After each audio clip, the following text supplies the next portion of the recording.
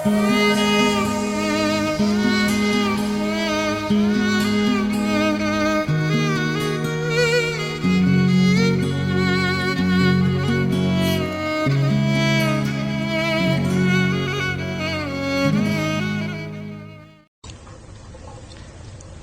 umum bahwa orang yang memiliki sesuatu tentu ingin merasakan nikmat dan manfaat dari sesuatu yang dimilikinya itu.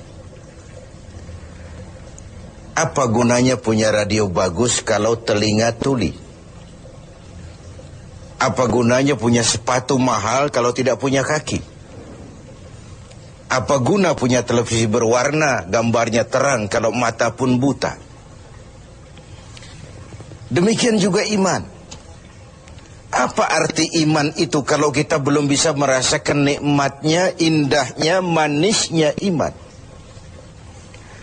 Orang yang merasakan manisnya iman, manis rasanya ketika dia sujud. Manis rasanya ketika dia berlapar dan berhaus melaksanakan ibadah puasa. Manis rasanya ketika dia harus menginfakkan sebagian dari harta yang dimilikinya. Manis ketika dia melaksanakan wukuf di padang Arafah, berhaji untuk Allah. Manis melaksanakan apapun yang menjadi tuntutan dari nilai imannya itu.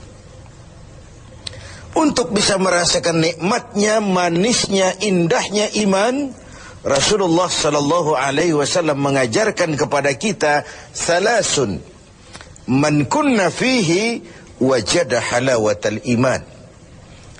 Ada 3 perkara. Siapa yang mempunyai 3 hal ini, 3 perkara ini, ia akan bisa merasakan manisnya iman, indahnya iman, nikmatnya iman. Apa yang 3 itu?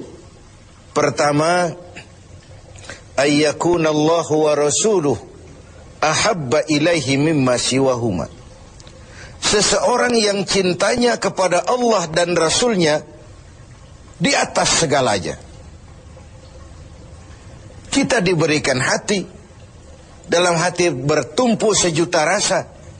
Apa yang paling dominan di hati, itulah yang jadi kecenderungan kita. Bahwa kita cinta harta benda, tentu. Kita cinta tanah air, itu pun bagian dari iman. Kita cinta pangkat dan jabatan, wajar. Kita cinta anak dan istri, iya. Dan agama pun tidak melarang. Persilahkan. Cintailah apa yang perlu kau cintai. Mencintai tanah air, mencintai bangsa dan negara, mencintai harta benda, mencintai anak istri, mencintai teman, pangkat, jabatan. Persilahkan. Tapi kan cinta kepada alam dan seluruh isinya dibatasi oleh kesadaran. Pada satu saat kita akan berpisah. Cinta kita kepada harta, entah si harta dulu hilang di gondol maling, entah kita dulu meninggalkan harta itu. Cinta kita kepada pangkat dan jabatan ada waktunya. Cinta kita kepada anak istri sekalipun ada saatnya. Inilah batas kesadaran itu, supaya dia jangan berurat dan berakar di hati.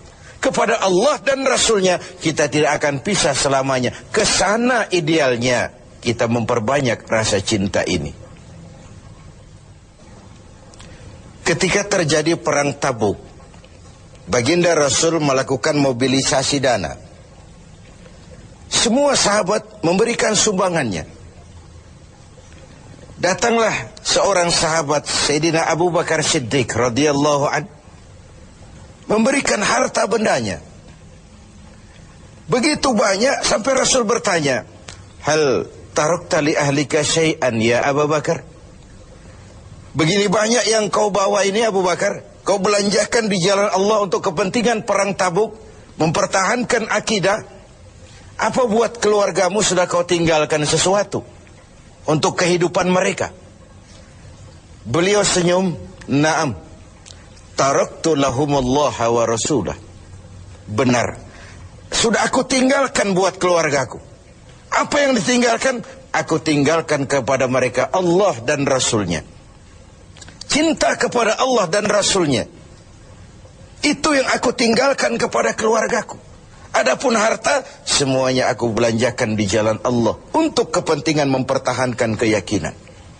Ini adalah sebuah contoh orang yang cintanya kepada Allah dan Rasulnya di atas segalanya.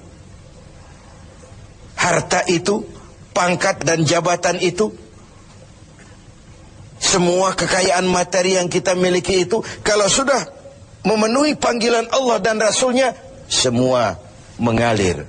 Semua mengalir. Dari sana dia datang dan ke sana juga dia akan kembali. Inilah keyakinan terhadap inna lillahi wa inna ilaihi raji'un. Dari Allah segalanya datang, ke jalan Allah juga, kepada Allah juga semuanya akan kembali. Jadi kalau cinta ini sepenuhnya sudah kita gantungkan kepada alam dan isinya, cinta benar kita kepada pangkat dan jabatan, sehingga sulit melepaskannya, akhirnya terkena penyakit megalomania, sindrom, power syndrome. Sulit balik jadi orang biasa, sudah kadung jadi pejabat tinggi. Sulit melepas pangkat dan jabatan, dengar mau ada mutasi, gerasak gerusuk, cari mbah ini, cari mbah itu. Bawa ayam putih, bawa kambing hitam, macam-macam dilakukan. Sebagai cermin bahwa jabatan itu berakar di hati, sulit untuk melepaskannya. Orang yang cintanya kepada Allah dan Rasulnya, kalau satu saat dia harus melepas yang dia sayangi, dahulu pun ketika terlahir ke alam ini, tidak ada harta yang saya bawa. Kalau sekarang saya harus melepasnya, innalillah wa inna ilaihi raji'un. Dahulu pun ketika terlahir ke alam ini, tidak ada pangkat dan jabatan yang saya sandang. Kalau sekarang saya harus melepaskannya, innalillah wa inna ilaihi raji'un. Oh, itu cuma sekadar titipan dari Allah saja. Disinilah lapang dadanya seorang mukmin ketika dia menempatkan cinta Allah dan Rasulnya di atas segalanya. Ini yang pertama. Yang kedua, untuk merasakan manisnya iman ini, wa ayyuhibba 'abdan la yuhibbuhu illa lillah. Dia cinta kepada sesama hamba, cintanya karena Allah, bukan karena kepentingan. Kalau sudah cinta karena kepentingan, sebatas kepentingan terakomodir, kita loyal, kita taat, kita setia, kita cinta. Begitu kita merasa kepentingan kita diabaikan, kita jadi musuh nomor satu. Pantas saja kalau dalam panggung politik ada pameo, tidak ada teman abadi. Yang ada tujuan abadi, kepentingan abadi. Hari ini teman, besok lawan. Hari ini disanjung, besok digusur. Agama mengajarkan cintai sesama hamba karena Allah, bukan karena kepentingan, bukan karena mencari kehormatan diri, tapi karena Allah saja. Kau di jalan Allah, kau saudara saya. Kau keluar dari jalan Allah, sampai sini saja kita. Bersaudaranya itu karena Allah. Islam membebaskan manusia dari ras diskriminasi, dan ikatan akidah jauh lebih kuat daripada ikatan darah. Tidak ada persaudaraan yang lebih kokoh selain persaudaraan yang diikat dengan nilai-nilai akidah. Saya sih tahu mabuk itu haram, cuma saya ngormatin teman. Ngormatin teman, ikut minum. Saya sih tahu judi itu haram, cuma diajak saya nggak enak sama teman. Ngormati teman, mengorbankan keyakinan. Untuk hal-hal yang seperti itu, tidak ada toleransi yang perlu dirumuskan. Bersaudara karena Allah, bertemu karena Allah, berpisah pun juga karena Allah. Ini yang mahal zaman sekarang. Sekarang kan bersaudara karena kepentingan, karena ada maunya. Berteman karena ada kepentingan. Bila kepentingan tercapai, teman jadi lawan pun nggak masalah. Lawan jadi teman sekalipun it's okay, asal kepentingan tercapai. Nah, nuansa Ramadan mempertemukan kita dalam ikatan jalinan karena Allah semata-mata. Bertemu ya karena Allah, berpisah pun juga karena Allah. Ikatan kekeluargaan kita sebagai bangsa memang nyaris rapuh. Berbagai konflik di daerah belum kunjung selesai. Baik yang bernuansakan agama, etnis, dan macam-macam lagi. Di Papua sana, di Poso sana, Bahkan di kota-kota besar masih sering terjadi bentrokan antar kampung, antar tetangga, antar wilayah. Lalu keroyokan, rame-rame menyatakan identitasnya pada proporsi yang salah sebenarnya. Bertemu karena Allah, berpisah juga karena Allah. Persaudaraan semacam itu melahirkan kenikmatan iman. Kenapa? Karena imanlah yang mengayomi itu semua. Yang ketiga terakhir, untuk bisa merasakan manisnya iman, wa ayyakraha ayyauda fil kufri ba'da idh anqazahu Allahu minhu kama yakrahu ayyukzafa finnar. Dia benci kekafiran, kebatilan, kezaliman, kemunkaran, ketidakadilan, maksiat. Setelah dia diselamatkan Allah dari hal-hal seperti itu, sebagaimana dia tidak suka kepada neraka, sebagaimana bencinya dia kepada neraka, begitulah dia membenci kebatilan, ketidakadilan, kezaliman. Tidak seorang pun di antara kita yang suka neraka. Jangankan lagi masuk, mendekat saja kita tidak kepengin.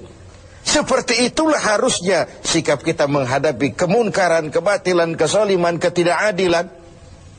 Bukankah Rasul mengisyaratkan, kalau kamu melihat kemunkaran, ubah itu dengan tangan. Kalau tidak mampu, dengan lidah. Kalau tidak sanggup, dalam hati. Setidaknya jangan join dengan kebatilan dan kemunkaran. Mengubah sebuah kemunkaran dengan tangan, itu simbol dari power. Siapa yang punya power? Penguasa. Tugas penguasa itu, yang punya pasukan, punya senjata, punya dana, punya sistem, punya strategi untuk memberantas kemunkaran. Ada yang memberantas kemunkaran dengan lidah, dengan bicara.